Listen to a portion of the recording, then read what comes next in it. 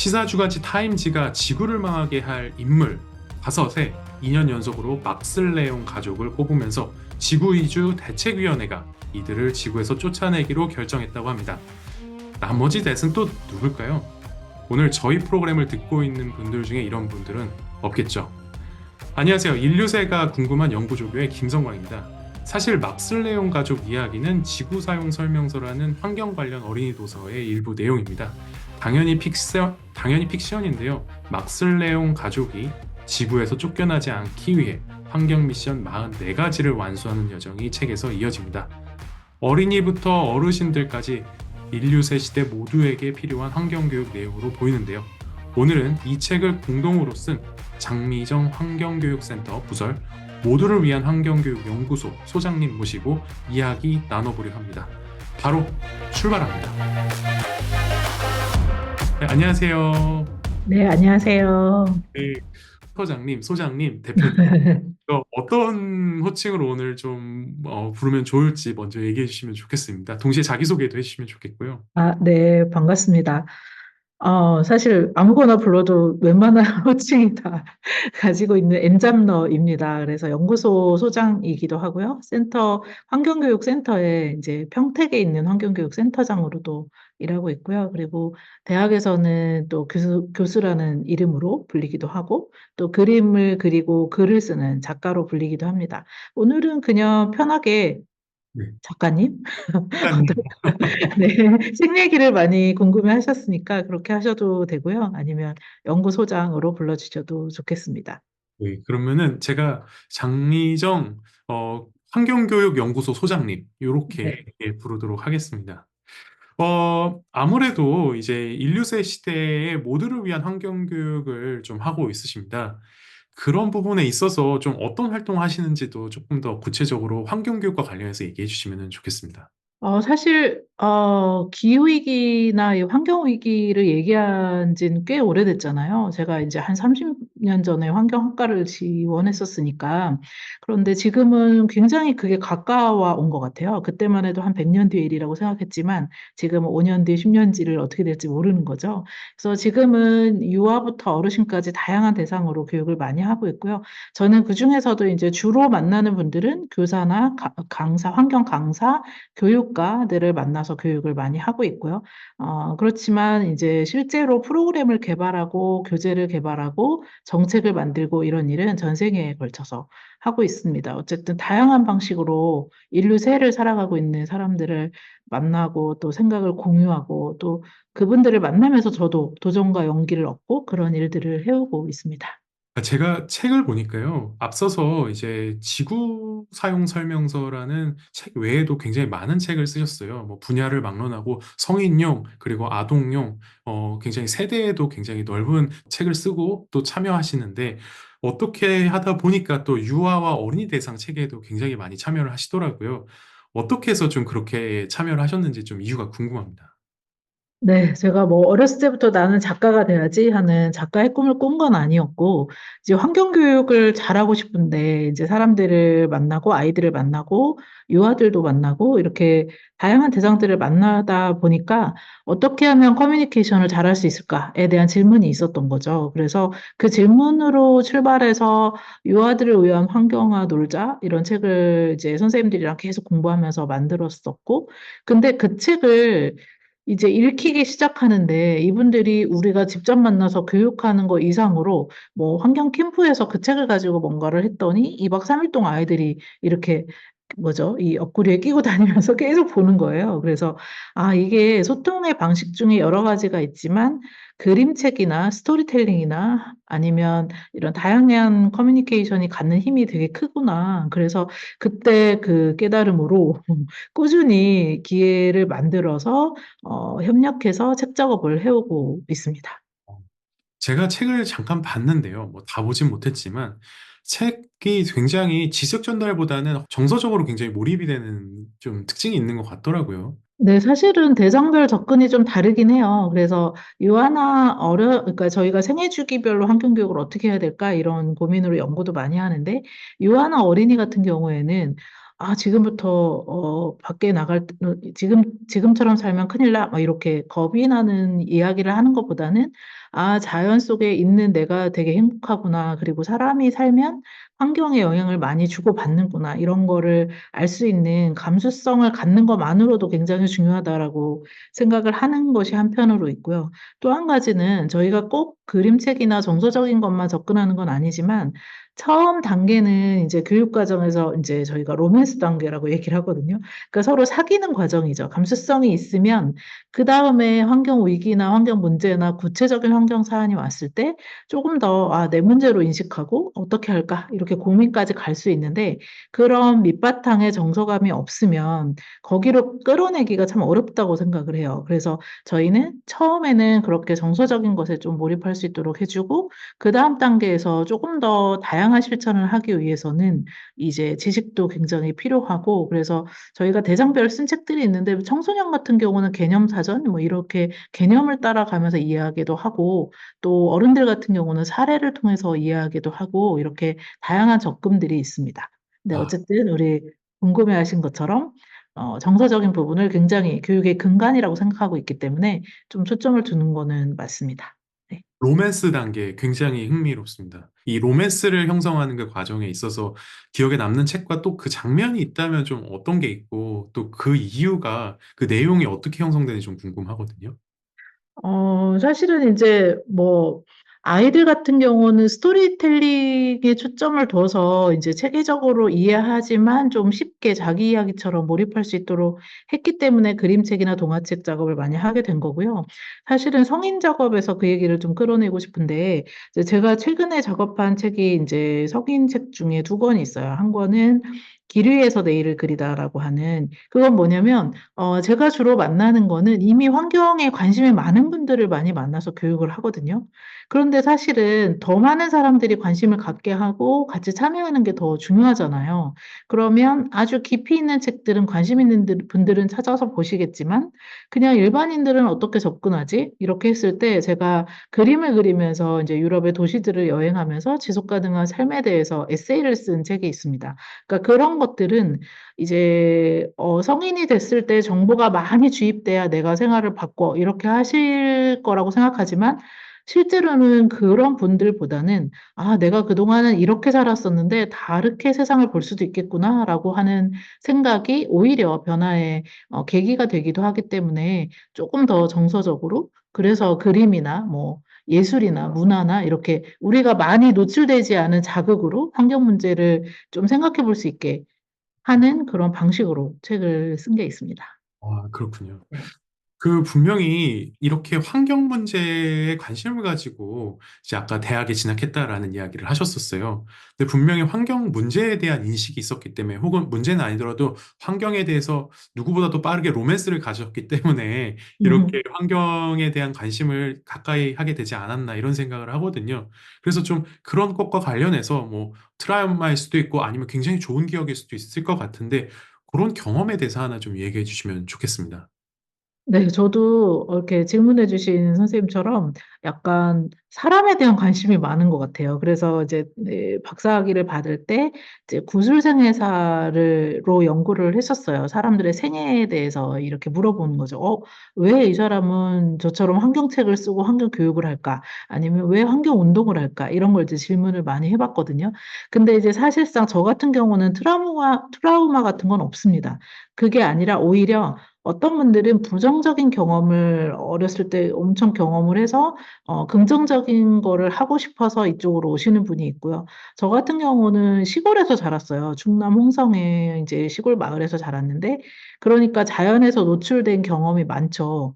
근데 점점 자라면서 도시로 이렇게 왔을 거 아니에요? 그러다 보니까 그 대비가 되는 거죠. 어렸을 때 내가 좋아했던 자연과 조금 도시화되는 과정을 경험하는 과정에서의 어떤 그런 감수성에 대한 회귀 이런 것들이 오히려 저 같은 경우는 있었고요. 또 반대로 제가 인터뷰하신 분들 중에서는 지금 질문하셨던 것처럼 되게 갑자기 막 개발되면서 우리 동네가 어떻게 된다거나 아니면 뭔가 오염된 것 때문에 누군가가 고통을 받는다거나 이런 걸 보면서 환경 인식이 강화되신 분들도 많이 있거든요. 그래서 두 가지 경우가 있는 것 같아요. 제 경우는 다행히 좋은 거를 보고 그거에 대한 감수성이 좀 풍부해진 그런 사례라고 말씀드릴 수 있을 것 같습니다. 충남홍성에 가면은 자연과 관련해서 어떤 좋은 경험을 할 수 있는 건가요?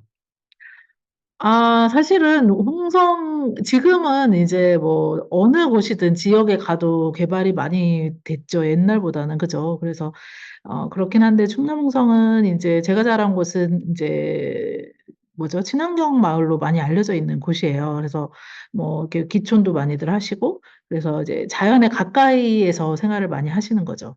사실은 제가 하고 있는 환경 교육의 가장 중요한 그 포커스가 되는 게 자연과 사람과의 관계를 어떻게 가져갈 것이냐라는 것인데 그런 경험이 있는 사람과 이 도시에서 사는 아이들 같은 경우는 태어날 때부터 아파트에서 태어나서 아스팔트에서 놀고 이런 경우에는 왜 옛날로 돌아가라 하고 하는 뭐 오래된 미래라거나 자연이 좋다거나 이런 거에 동의하지 않는 친구들도 많거든요. 아, 왜냐하면 경험이 없으니까.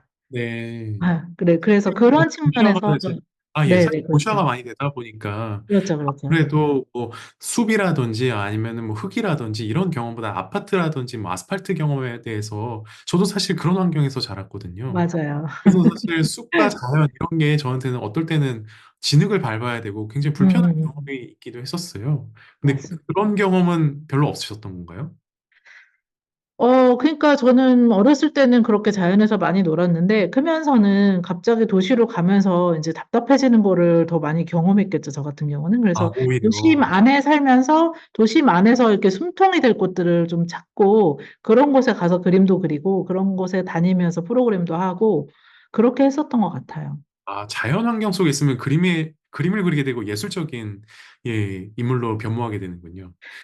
다 그렇진 않겠지만, 저는 이제 자연과 사람을 그리는 사람들이라고 해서 그린 스케쳐스를 운영하고 있는데, 일단 자연을 사려 깊게 보는 기회를 그림을 그리면 이제 막 지나가는 게 아니라 가만히 관찰하고 그려야 되잖아요. 그러다 보니까 감수성이 되게 커지더라고요. 네. 아, 자연 속에서 감수성을 키울 수 있다. 네. 이렇게 이야기를 들어보니까 환경 교육가로서의 정체성이 굉장히 강하게 느껴지는데, 제가 아는 바로는 환경 운동가로서의 정체성도 분명히 있는 걸로 예, 알고 있습니다.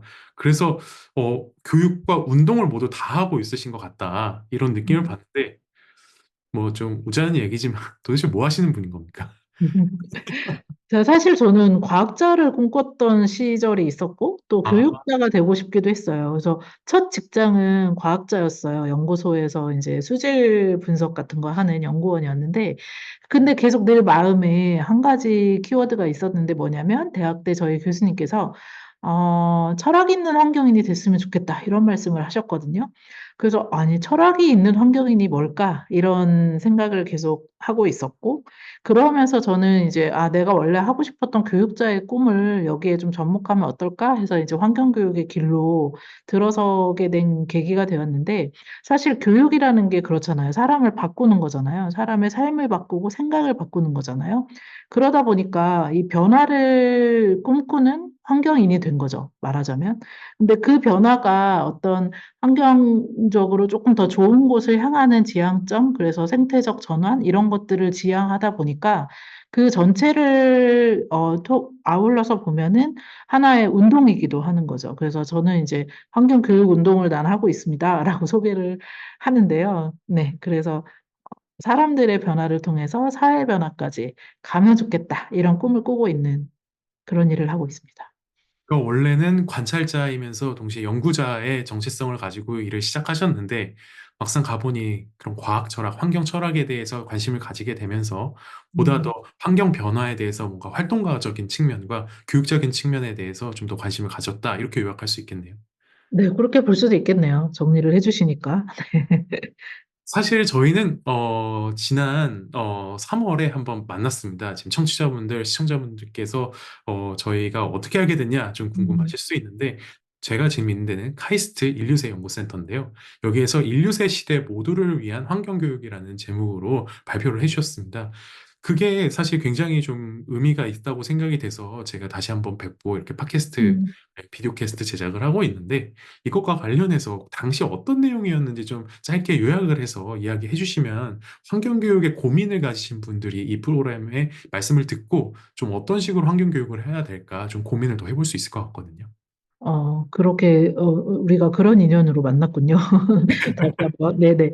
그래서 사실 근데 그때 그 이 주제로 말씀해 주세요라는 얘기를 듣고 제가 고민을 많이 했는데 사실 딱히 새로운 이야기를 하진 않았어요. 그동안 하던 환경교육에 대한 얘기를 했습니다. 그러니까 기후위기라던가 인류세 시대라든가 이런 단어들을 들으면 사실 저는 그래요. 죄책감이나 책임감이 조금 더 그런 감정들이 더 많이 커지거든요. 근데 아마 대부분 그러지 않을까 싶어요. 그래서 이제 기후위기 시대, 인류세 시대에 모두를 위한 환경교육이다. 이런 주제로 제가 강의를 할 때 예전에는 조금 자극적인 얘기도 많이 드리고 그랬는데 요즘에는 제가 그래도 신경 쓰는 것은 희망적인 얘기를 좀 하고 싶어 해요.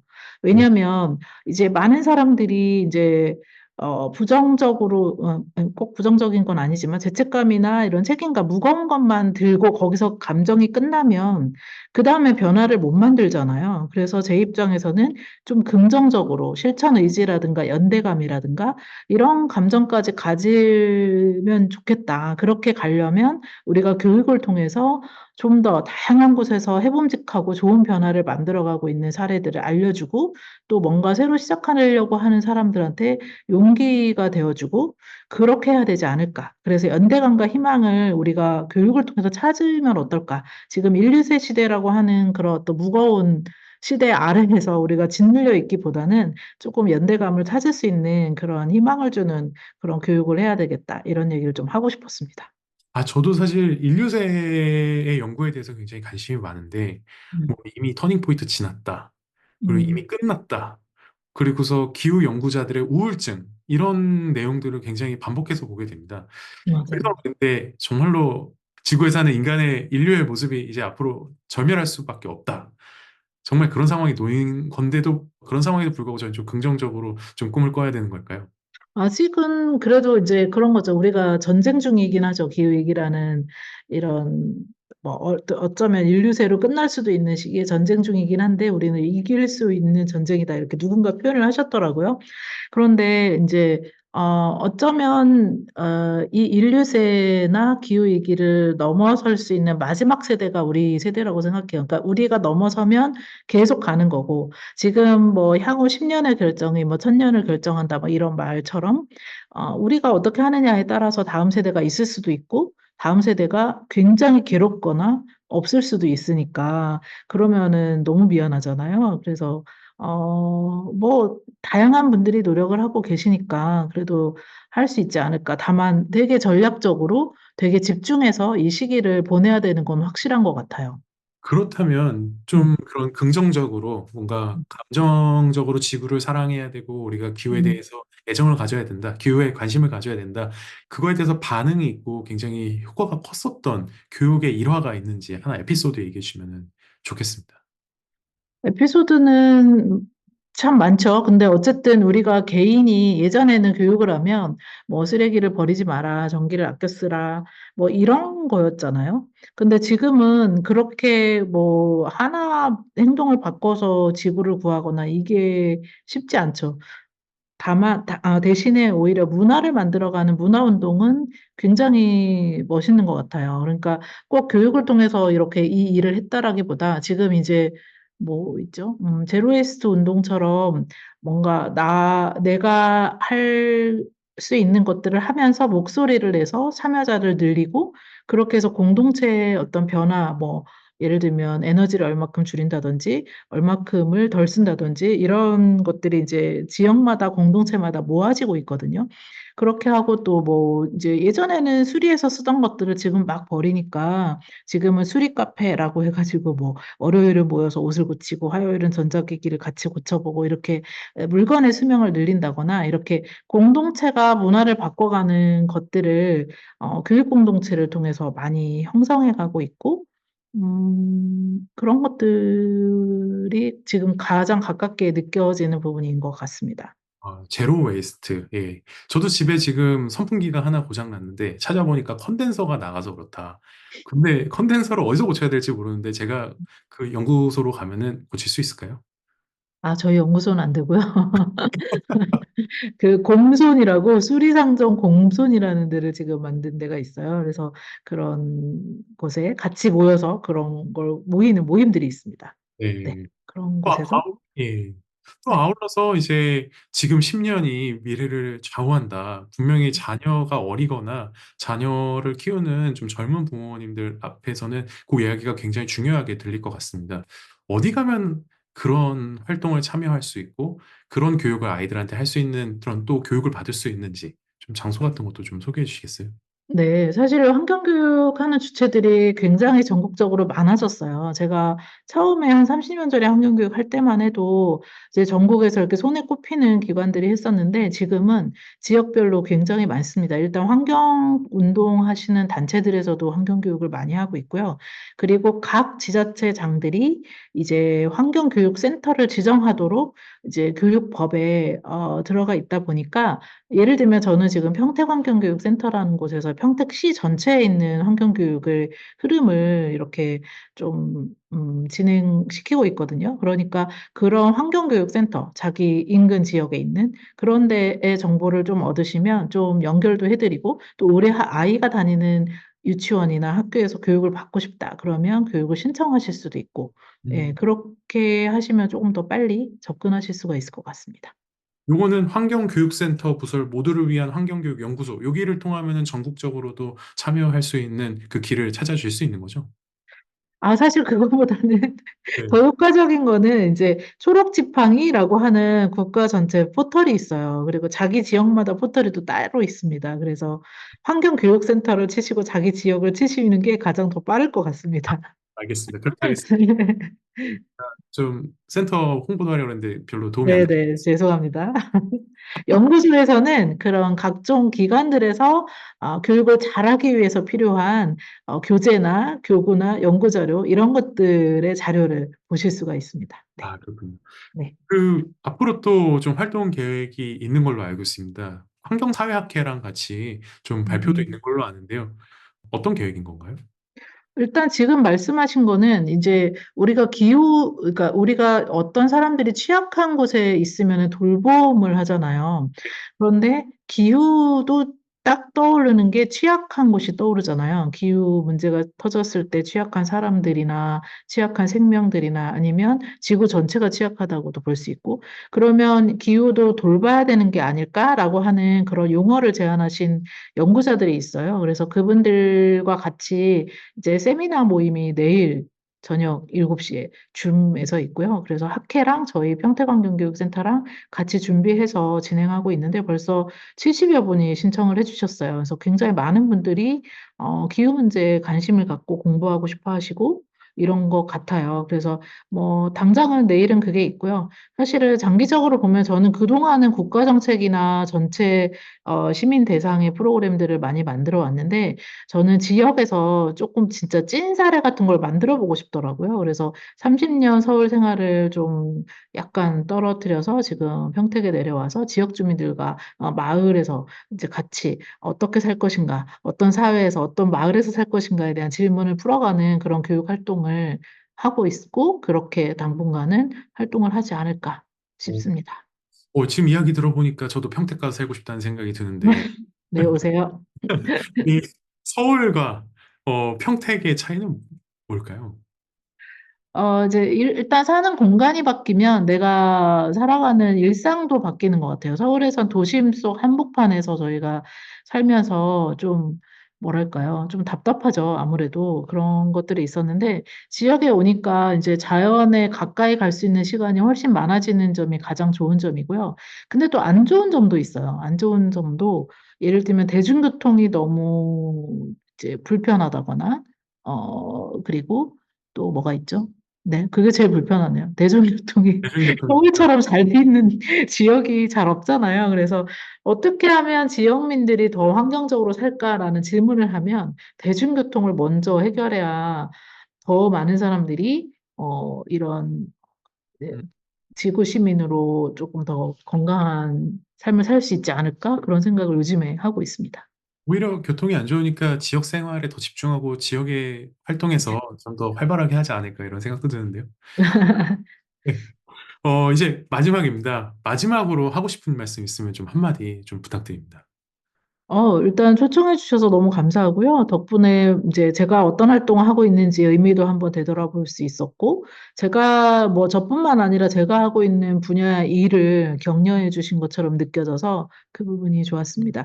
아무튼 뭐 지금 굉장히 위기가 심각하고, 그래서 이 인류가 생존을 하느냐 안 하느냐 되게 거대한 명제 앞에 있는데, 아무리 큰 전환도 개인의 전환 없이는 좀 만들 수 없으니까, 우리가 있는 곳에서 내 주변에서부터 할 수 있는 일들을 같이 해나가면 좋을 것 같습니다. 네, 감사합니다.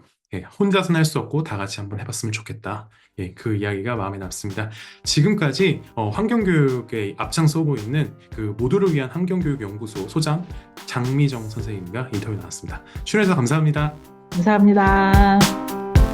네, 우리가 지구를 보살피면 지구도 우리를 보살펴 줄 거야. 토드 파가 쓰고 장미정 선생님이 번역한 내가 지구를 사랑하는 방법에 나오는 내용의 일부입니다.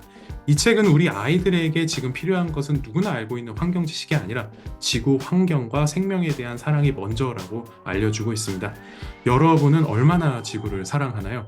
오늘 하루라도 이 질문을 놓고 깊이 생각해 보면 좋겠습니다. 오늘 여러분이 듣고 있는 인류세가 궁금한 연구조교가 드디어 카이스트 인류세 연구센터의 프로그램으로 편성됐고요. 지난 5월 파일럿 방송 이후 첫 방송을 내보내게 됐습니다. 인류세 연구센터와 연구조교 김성광의 역할이 뭔지 오랜만에 설명을 다시 하면서 방송 마무리하려 합니다. 많은 구독자분들이 대체로 아시는 바와 같이 인류세란 인간의 과학적, 산업적, 경제적 활동이 지구에 지울 수 없는 흔적을 남기고 있는 현상을 반영하기 위해 제안된 새 지질 시대를 뜻합니다. 구체적으로 들여다보면 플라스틱, 이산화탄소, 방사능 물질, 콘크리트 이것과 같이 인간이 만들어낸 물질로 인해 지구가 손상된 산업혁명 이후의 시기를 말하죠. 이로 인해서 문제가 많이 발생하는데요. 기후변화와 자연재난, 환경파괴와 대규모 멸종, 산업 고도화와 불평등 심화 이것들이 인류세의 대표적인 문제 징후입니다. 여기 카이스트 인류세 연구센터는 여러 학문적인 관점에서 인류세의 과학적, 물질적, 사회적 증거를 탐색하고 인류세의 의미와 새로운 미래를 모색하는 연구기관입니다. 그리고 저는 여기서 훌륭한 연구자 선생님들의 연구를 돕는 연구조교이자 이 프로그램의 제작을 맡고 있습니다. 다음 방송에서도 인류세에 대한 이해를 도울 만한 흥미로운 내용으로 다시 오겠습니다. 지금까지 진행의 김성환이었습니다.